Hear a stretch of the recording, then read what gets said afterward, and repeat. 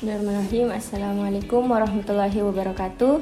Kami dari kelompok 5, yang dimana anggotanya terdiri dari Filemon Sasampailing, yang kedua Ainun Dwi Nabila, dan yang ketiga Riandika. Di sini kami akan mempresentasikan materi mengenai strategi pembelajaran. Materi yang pertama yaitu pengertian strategi pembelajaran. Dalam konteks pembelajaran, seorang pembelajar sebelum melakukan tindakan pembelajaran sangat bijak apabila mengumpulkan informasi dari berbagai aspek mengenai peserta didik. Berbagai aspek yang dimaksud antara lain motivasi, bakat, latar belakang, habitasi, kemampuan, intelektual dan emosional, kematangan, fasilitas yang dimiliki, dan kondisi yang diharapkan. Sanjaya 2008.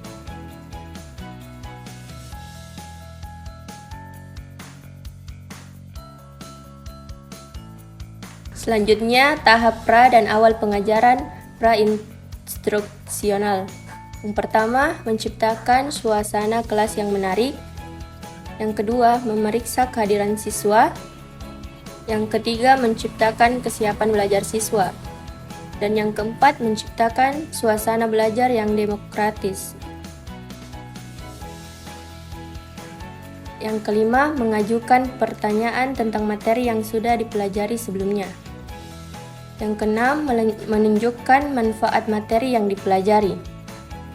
Yang ketujuh, meminta siswa mengemukakan pengalaman yang berkaitan dengan materi yang akan dibahas.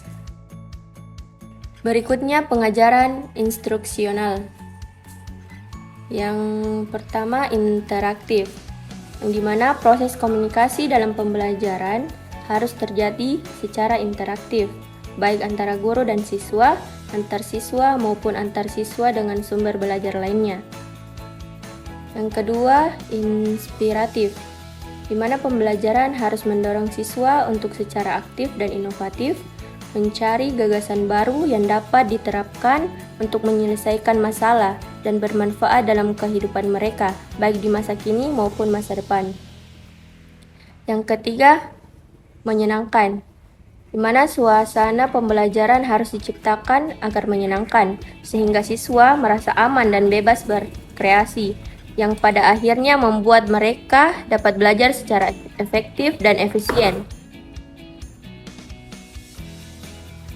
Selanjutnya, menjelaskan metode-metode pembelajaran.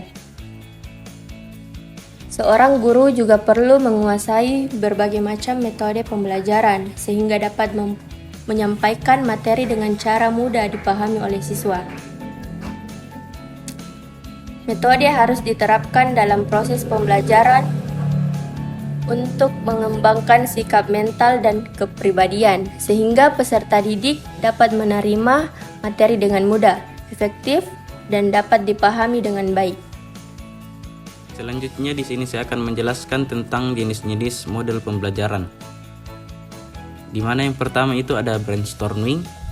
Brainstorming atau dalam bahasa Indonesianya adalah curah pendapat, merupakan sebuah metode dalam pembelajaran yang dapat diterapkan pendidik melalui forum diskusi, yang mana diskusi tersebut berguna untuk menampung semua pemikiran, gagasan, informasi, serta pendapat peserta didik.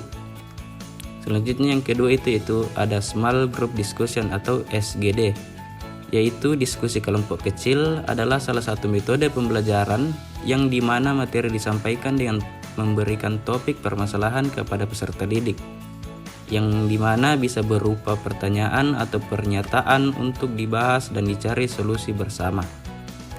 Selanjutnya yang ketiga ada question answer, dimana yaitu metode tanya jawab adalah pendekatan yang digunakan dalam proses pembelajaran, di mana peserta didik memberikan pertanyaan yang relevan dengan materi atau bahan belajar kepada peserta didik.